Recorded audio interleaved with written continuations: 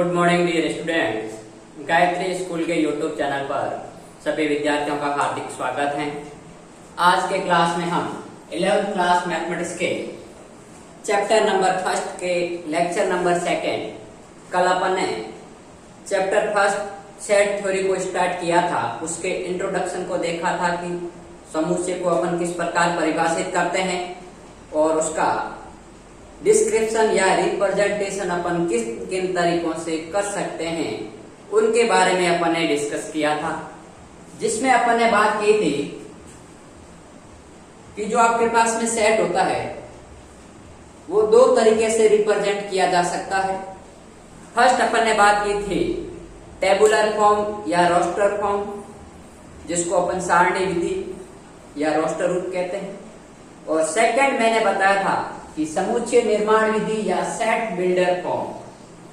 ये अपना सेकंड रूप है। रोस्टर रूप के बारे में मैंने कल बता दिया था कि उसमें जो भी एलिमेंट्स या वस्तुएं आ रही है उनको सबसे पहले इंग्लिश अल्फाबेट के कैपिटल लेटर से रिप्रेजेंट किया जाता है और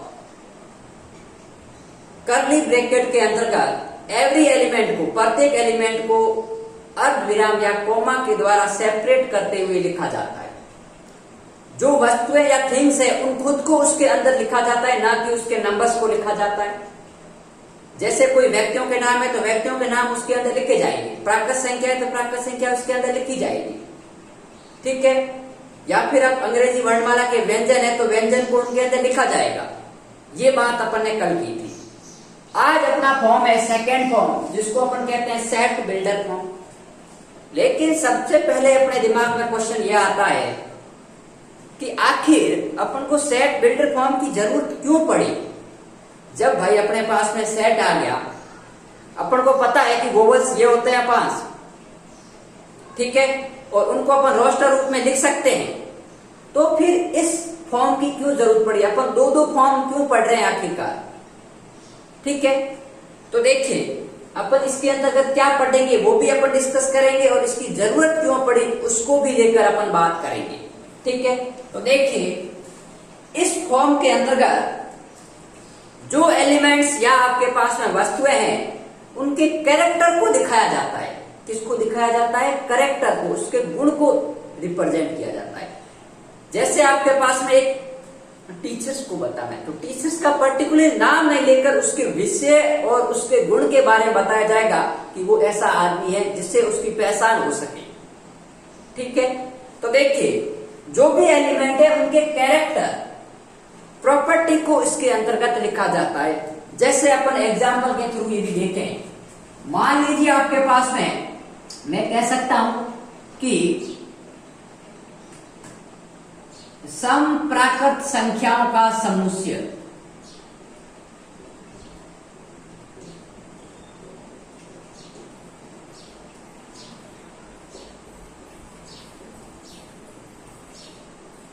अब मेरी बात सुन, यदि मैं इसको रोस्टर रूप में लिखता हूं, कैसे लिखता भाई?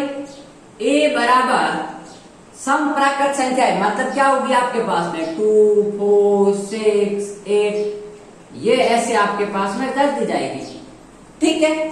क्योंकि यहां नहीं कहा है कि अपन को 10 तक लिखनी है, 12 तक लिखनी है, 14 तक लिखनी है या 20 तक लिखनी है। ये कहा है कि समप्राकृत संख्याओं का समुच्चय, मतलब 2, 4, 6, 8, 10, 12, 20 ये सब दी जाएगी। ये तो रोस्टर रूप हुआ इसका।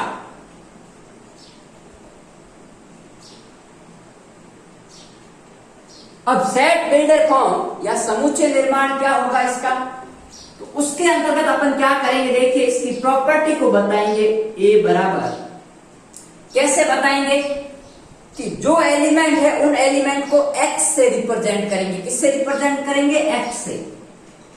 और उसके बाद लगाएंगे सच दैट, मतलब इसकी आगे इसकी प्रॉपर्टी को लिखा जाएगा कि भाई x है वो इन एलिमेंट्स को रिप्रेजेंट कर रहा है और x के गुणधर्म को यहां बताया जाएगा कि x ऐसा है, ठीक है। तो x such that x is a natural number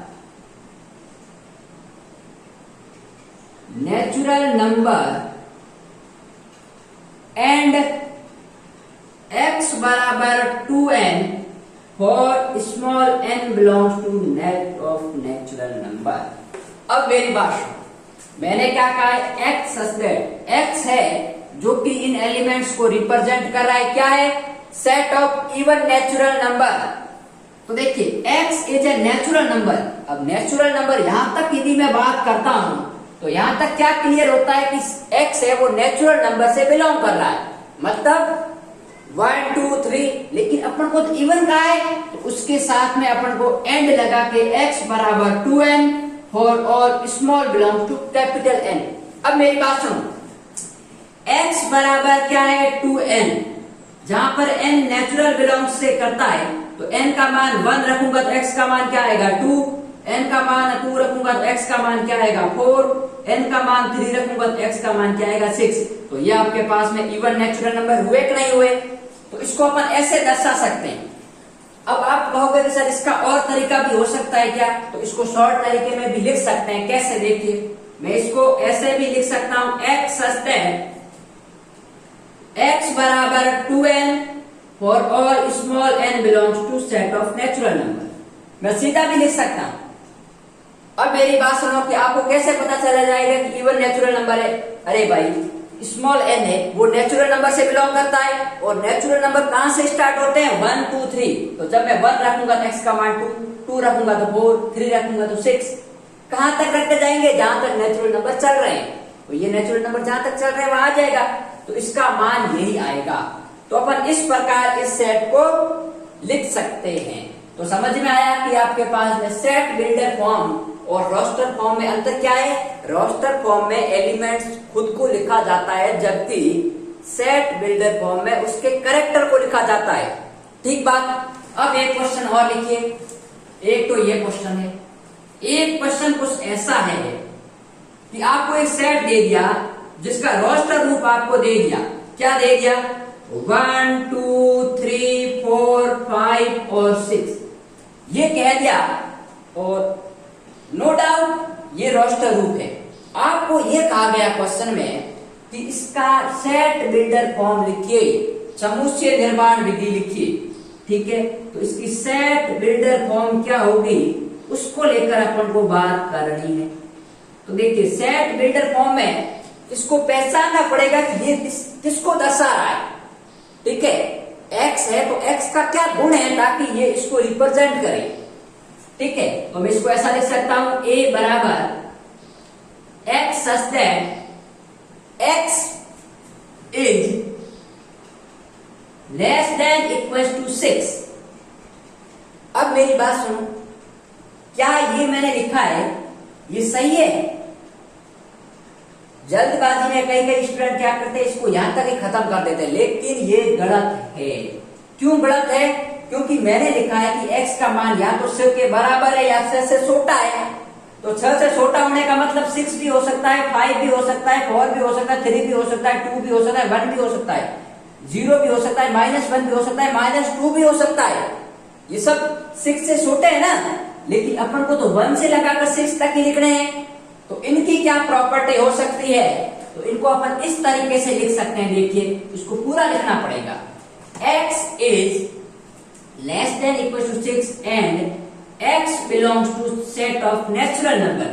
ताकि नेचुरल नंबर कहां से स्टार्ट होता है 1 से, तो 1 से लगाकर 6 तक आ गया। या फिर अपन ऐसे लिख सकते हैं इसको, x belongs to set of natural number such that x is less than equal to 6। ठीक बात। अब मेरी बात सुनो, क्या और इसका तरीका है, तो और बताता हूं। देखिए तरीका, और तरीका यह हो सकता है कि x such that x is less than equal to 6 greater than equal to 1। अब मेरी बात सुनो, जब x का मान 1 के बराबर या बड़ा है और आपके पास में 1 2 3 4 5 6, तो इसका मतलब क्या है, x belongs to close interval 1,6। तो ये दोनों और इसके मध्य आने वाली सभी संख्या है। तो आपको इतने तरीके देखने की जरूरत नहीं है, मैं तो आपको जस्ट बता रहा हूं। आप इतने तरीके भी देख लो तो बहुत है आपके लिए। आपको कोई भी एक तरीका एग्जाम में लिखना है। जैसे अपन एक क्वेश्चन की और बात करते हैं, एक क्वेश्चन लिख लिया आपके पास में, a बराबर 0 1 सॉरी ठीक है, 4, 9, 16, 25, ये ऐसा कुछ जा रहा है। ठीक है, तो अब अपन को इसको सेट बिल्डर फॉर्म में लिखना है, तो कैसे लिखें भाई?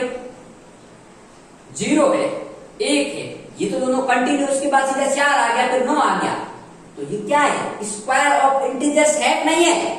ठीक है, तो मैं इसको सेट बिल्डर फॉर्म में कैसे लिखूंगा? एक्स स्क्वायर या एक्स सच दैट, या एक्स स्क्वायर कह दो कोई नहीं, x square such that x belongs to Z. अब आप कहोगे सर यहाँ जेड क्यों लिया आपने, नेचुरल नंबर क्यों नहीं लिया? तो बात सुनिए, देखिए जेड का मतलब क्या होता है?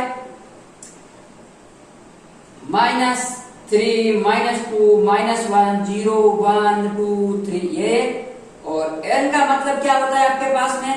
3, 2, 1 ये, मतलब इनफाइनाइट 1 से लगाकर इनफाइनाइट तक चलेगा। लेकिन एक्स स्क्वायर, जब x का मान 1 है तो 1 का स्क्वायर भी 1, 0 का स्क्वायर भी आपके पास 0, -1 का स्क्वायर भी 1, 2 का स्क्वायर भी 4, -2 का स्क्वायर भी 4, 3 का स्क्वायर भी 9, -3 का स्क्वायर भी 9। इसलिए ये जरूरी है, क्योंकि 4 है वो -2 का भी स्क्वायर होता है और 2 का भी स्क्वायर होता है, इसलिए यहाँ x है वो पूर्णांक को रिप्रेजेंट करेगा, ना कि सेट ऑफ नेचुरल नंबर को बिलोंग करेगा। ठीक बात? तो ये ध्यान रखना कि यहाँ पर आपके पास में x है, उसकी प्रॉपर्टी और x किससे बिलोंग कर रहा है ये लिखना जरूरी है। ठीक बात? तो अब अपन आगे बात करेंगे, ये तो था अपना समुच्चय निर्माण विधि के अंतर्गत सेट को अपन किस प्रकार रिप्रेजेंट करते हैं उसको लेकर बात। अब आप कहोगे सर आपने कहा था कि इसकी जरूरत क्यों पड़ी, उसको लेकर बात करते हैं। तो जैसे मैं कह देता हूं आपको सेट ऑफ रियल नंबर, आपने नंबर सिस्टम में पढ़ा होगा, सेट ऑफ रियल नंबर्स क्या होता है भाई? आर होता है। इसको यदि आपको कह दिया जाए कि रोस्टर रूप में लिखिए, तो रोस्टर रूप का मतलब हो गया ए बराबर अपन लिखने जाएं तो इसके अंतर्गत तो एलिमेंट्स को लिखना पड़ेगा, और एलिमेंट्स क्या होते हैं आपके पास में? आर होता है आपके पास है -∞ से इंफिनिटी तक। ये दोनों शामिल नहीं है, लेकिन इसके मध्य जितने भी नंबर्स हैं वो सब number set of real number में आते हैं। ठीक है, कोई दिक्कत नहीं। लेकिन यदि आपको कह दिया जाए, मान लीजिए आपको यही कह दिया जाए कि x है वो आपके पास में 1 या 2 के मध्य है। अब 1 या 2 के मध्य है तो 1.1 भी आएगा, 1.11 भी आएगा, 1.12 भी आएगा, 1.12, 1, 3, 7, 4 ऐसे मतलब बहुत सारे संख्या आएगी। ये सब क्या है? रियल नंबर है। मतलब मेरे कहने का मतलब है कि एक और यदि मैं 2 को भी लेता हूं, जरूरी नहीं है कि सब रियल नंबर को ले। मुझे ये कह दिया जाए कि set of real number lies between 1 and 2, 1 और 2 के मध्य जितने भी वास्तविक संख्याएं उनको आप रोस्टर रूप में लिखिए। तो 1 और 2 के मध्य तो भाई इनफाइनाइट रियल नंबर है, और उसकी कोई फिक्स प्रॉपर्टी नहीं होती है कि आपके पास में 1 का मल्टीपल होगा, 1.1 का मल्टीपल होगा या 1.4 का मल्टीपल होगा। बहुत सारे रियल नंबर हो सकते हैं। अरे भाई 1 और 2 की बात ही नहीं करनी अपन को 1.2 और 1.1 के मध्य, इनके मध्य भी इनफाइनाइट रियल नंबर है। तो मैं कौन कौन से नंबर्स को यहां लिखूंगा भाई? ठीक है ना, 1.11 एंड 1.121 इसके मध्य भी इनफाइनाइट रियल नंबर है। तो मतलब मैं कोई भी 2 रियल नंबर यदि चूज करता हूं तो उन दोनों के मध्य इनफाइनाइट रियल नंबर और लाइज कर रहे हैं, और उन इनफाइनाइट रियल नंबर में से कोई भी एक छोटा यदि टुकड़ा भी ले लिया जाए उनके मध्य और इनफाइनाइट रियल नंबर होंगे। तो अपन कौन कौन से नंबर्स को यहाँ लिखेंगे भाई? लिखना अपने लिए मुश्किल हो गया ना। तो कभी कभी ऐसे फॉर्म आ जाते हैं जिनको अपन यहाँ रिप्रेजेंट नहीं कर सकते, तो उसको लिखने के लिए अपन को किस फॉर्म की जरूरत पड़ी है? सेट बिल्डर फॉर्म की। अब कहोगे सर आप इसमें कैसे लिखोगे? तो इसमें लिख सकते हैं, देखिए सेट ऑफ रियल नंबर्स, तो मैं क्या लिखूंगा? x such that x belongs to R। अब मैंने इतना लिख दिया कि x है वो एलिमेंट्स को रिप्रेजेंट कर रहा है। और एलिमेंट्स क्या है? वो रियल नंबर के सेट का एलिमेंट है। मतलब रियल नंबर में जितने भी एलिमेंट है उसमें कोई भी एलिमेंट हो सकता है। तो मेरी बात सॉल्व हो गई। इसके लिए अपन को जरूरत पड़ी सेट बिल्डर फॉर्म की, कि कई कई ऐसे क्वेश्चन आ जाते हैं जिनको अपन रोस्टर फॉर्म में नहीं लिख सकते। उनको लिखने के लिए आपको किसकी जरूरत पड़ी है? सेट बिल्डर फॉर्म की। ठीक है। जनरल एग्जाम्पल भी अपन देख सकते हैं। जैसे मान लीजिए एक खेत है, उसमें से आपके पास में एक रास्ता जा रहा है और उस रास्ते में क्या है कि वो रेतीला है। तो उसमें से हो सकता है कि जो हैवी लोडिंग वाहन है वो न चल पा रहे हो, या फिर आपके पास में जो रेतीले गाड़ियां होती है जैसे बोलेरो, कैंपर, ये तो चल जाती है, लेकिन आपके पास में 4 व्हीलर या बाइक को चलने में दिक्कत होती है। तो जब दिक्कत आई तभी तो उसकी बजाय अपन ने कोई दूसरा तरीका देखा या पास में से कोई रास्ता निकाला जहां पर वो दिक्कत नहीं हो। लेकिन जब तक अपने पास में कोई दिक्कत नहीं होगी तब तक अपन एक रास्ते ही चलेंगे, दूसरा रास्ता क्यों अपनाएंगे?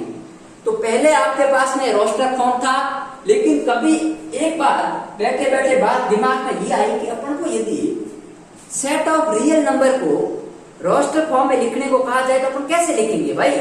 कोई भी दो रियल नंबर ले लिया जाए, उनके बीच में तो इनफाइनाइट रियल नंबर है। तो उसके लिए साइंटिस्टों ने फिर आपके पास में दिमाग लगाया और एक दूसरे रूप को दर्शाया जिसमें यह कहा गया कि उसमें एलिमेंट्स को नहीं लिखकर उसकी प्रॉपर्टी को लिखा जाएगा। ठीक बात? तो ये बात करनी थी अपन को सेट बिल्डर फॉर्म के अंतर्गत। अब देखिए, आप इसको नोट डाउन कीजिए, फिर अपन आगे बढ़ते हैं।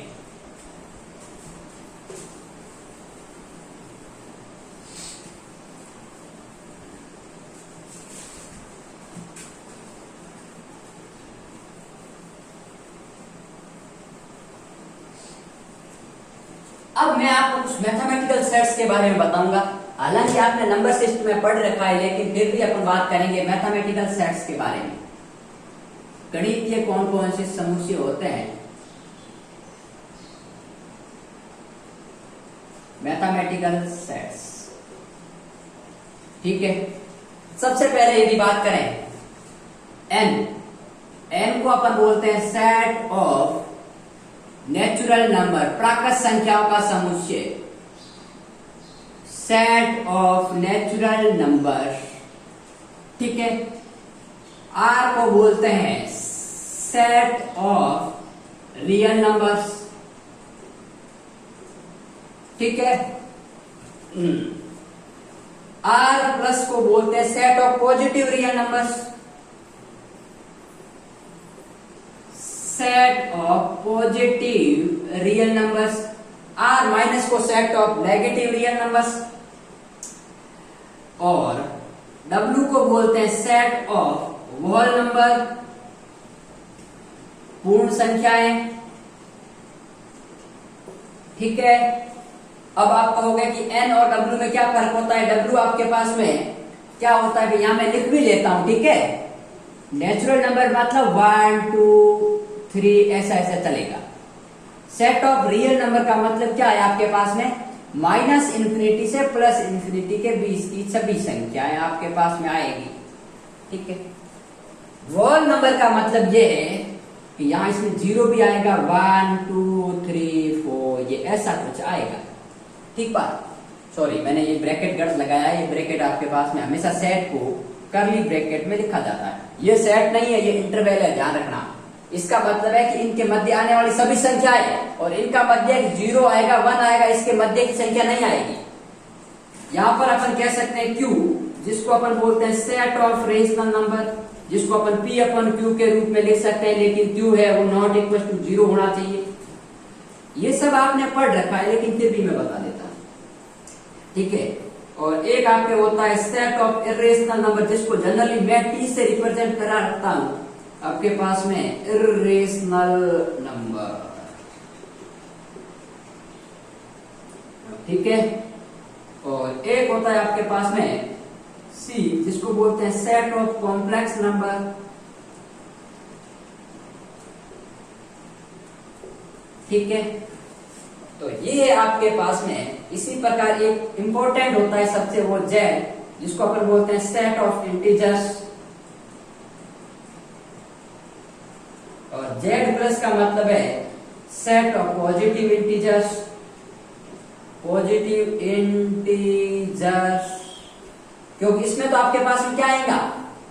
अब आप कहोगे, मैं कह देता हूं इसमें आपके पास में क्या क्या आएंगे, -3, -2, -1, 0, 1, 2, 3, ये सब सेट ऑफ इंटीजर्स है। तो आप कहोगे सर रियल नंबर भी तो यही है, -∞ से +∞, लेकिन ध्यान रखना था सेट ऑफ इंटीजर में -3, -2 ही है। -3 और -2 के बीच में क्या आ रहा है वो नहीं है, लेकिन इसमें -3 और -2 के बीच में जितने भी नंबर आएंगे इनफाइनाइट, वो भी इसमें शामिल है, लेकिन इसमें शामिल नहीं है। ठीक बात। सेट ऑफ पॉजिटिव इंटीजर्स मतलब आपके पास नेगेटिव पोर्ट्स को हटा दे। ठीक है, तो ये आपके पास में उस मैथमेटिकल सेट्स है जिसके बारे में अपन यहाँ थोड़ा बहुत, मतलब कभी कभी क्वेश्चन आ जाता है जिसमें आपको ये नहीं दे के आपको कह दिया जाए कि सेट ऑफ नेचुरल नंबर, तो आपको पता होना चाहिए कि नेचुरल नंबर क्या होता है।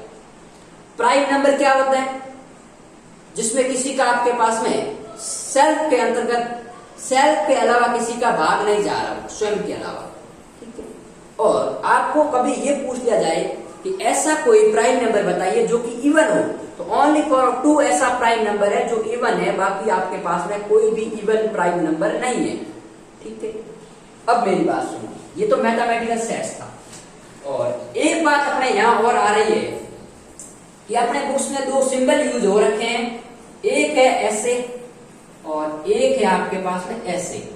इसको बोलते हैं बिलोंग्स टू और इसको बोलते हैं डज नॉट बिलोंग्स टू। अब कहोगे भाई ये क्या अदा है, फिर अभी समझाते हैं। ठीक है, बिलोंग्स टू का मतलब है कि इसका इससे संबंध है, और डज नॉट बिलोंग्स टू का मतलब इसका इससे कोई संबंध नहीं है। अब संबंध किस प्रकार के हो सकते हैं, रिलेशन, वो अपन जस्ट इसके नेक्स्ट चैप्टर में पढ़ेंगे।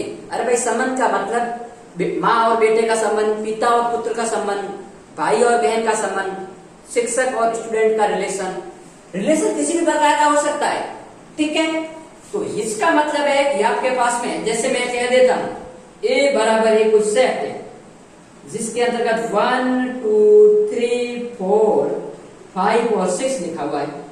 अब मुझे ये कहा जाए कि आपके बताइए रिक्त स्थानों की पूर्ति कीजिए, fill in the blanks, fill in the blanks, क्या भरना है, अपसाइलन एंड अपसाइलन नॉट। मतलब आपके पास में अपन कह सकते हैं इसको बोलते हैं बिलोंग्स टू और इसको बोलते हैं डज नॉट बिलोंग्स टू। अब क्या भरना है तो वो मैं बताता हूं। इसका पहला क्वेश्चन ये है कि आपके पास में ए है, वो आपके पास में ए से बिलोंग करता है। सेकंड में लिखता हूं 1 है, वो आपके पास में। थर्ड आपके पास मैं कह सकता हूं 2 है, वो आपके पास में ए से। फोर्थ कह सकता हूं -2 है, वो उसमें आपके पास में ए से। फिफ्थ में लिख सकता हूं कि 8 है, वो आपके पास में ए से। और 6 में लिखता हूं आपके पास में 6 है, वो आपके पास में ए से। अब ये सब खाली स्थान है, इस खाली स्थान में क्या भरना है, या तो आपके पास में बिलोंग्स टू भरना है या डज नॉट बिलोंग्स टू। अब मेरी मतलब ये बिलोंग्स टू का मतलब क्या है कि इसके वो एलिमेंट जो इस सेट में आ रहे हैं। अब देखिए एक इस सेट का एलिमेंट है, मतलब एक ए से बिलोंग कर रहा है, 2 भी कर रहा है, 3 भी कर रहा है, 4 भी कर रहा है, 5 भी कर रहा है, 6 भी कर रहा है, इसके अलावा कोई भी नहीं कर रहे हैं। तो अब ए है, वो इस सेट ए का एलिमेंट है क्या, इस सेट में नहीं है, तो इसकी जगह अपन क्या लिखेंगे, डज नॉट बिलोंग्स टू। अब 2 है, वो इसका एलिमेंट है, तो इसकी जगह अपन क्या लिखेंगे, 2 बिलोंग्स टू ए। 1 है, वो भी एलिमेंट है, तो 1 बिलोंग्स टू ए। -2 इसका एलिमेंट नहीं है, तो ये हो गया -2 does not belongs to A. 6 belong कर रहा है, तो 6 बिलोंग्स टू ए। और 8 है, वो इसका एलिमेंट नहीं है, तो इसको लिखेंगे 8 डज नॉट बिलोंग्स टू ए। तो अब समझ गए होंगे आप कि जब ये सिंबल आता है तो उसका मतलब ये है कि कोई भी एलिमेंट है वो उस सेट से बिलोंग कर रहा है, और कोई भी वस्तु यदि उस सेट से बिलोंग नहीं करती है तो उसकी जगह पर ये लिखेंगे। ठीक है, जैसे आपको कह दिया जाए कि आपके पास में गणित की पुस्तकें, ठीक है, एक आपको ये कह दिया जाए कि आपके पास में क्या है, 11th क्लास की मैथ की बुक, एक आपको कह दिया जाए आपके पास में कॉम्प्लेक्स की बुक, एक आपको कह दिया जाए कि आपके पास में ऑप्टिक्स की बुक। अब ऑप्टिक्स है वो तो क्या है, प्रकाशी की फिजिक्स की बुक है, लेकिन कॉम्प्लेक्स और ये सब मैथमेटिक्स की है। तो फिजिक्स तो है, वो मैथमेटिक्स से बिलोंग नहीं करेगी, लेकिन आपके पास में ये तो करेगी। तो आपको ये देखना है कि कौन सा एलिमेंट या वस्तुएं है वो सेट से बिलोंग करती है, कौन सी नहीं। यदि बिलोंग करती है तो उसकी जगह पर ये सिंबल यूज करेंगे, और नहीं करती है तो उसकी जगह ये सिंबल यूज करेंगे। अब मेरी बात सुनो, आपको ये कह दिया जाए कि क्या -2 सेट ऑफ नेचुरल नंबर से बिलोंग करता है, -2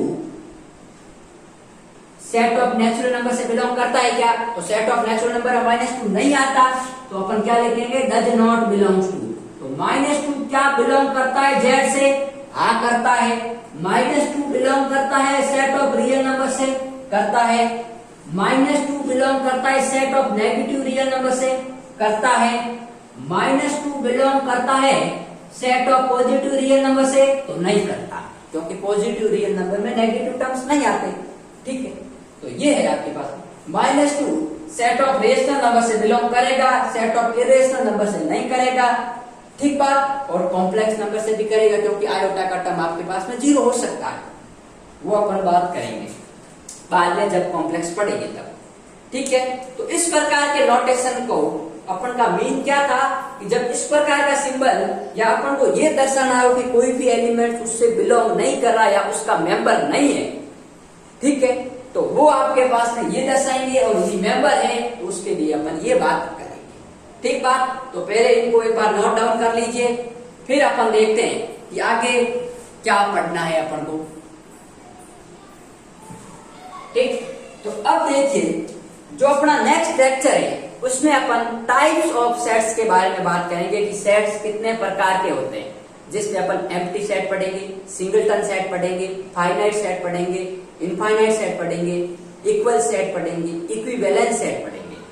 ठीक है, तो कल के लेक्चर में अपन समुच्चय के प्रकार को बारे में डिस्कस करेंगे।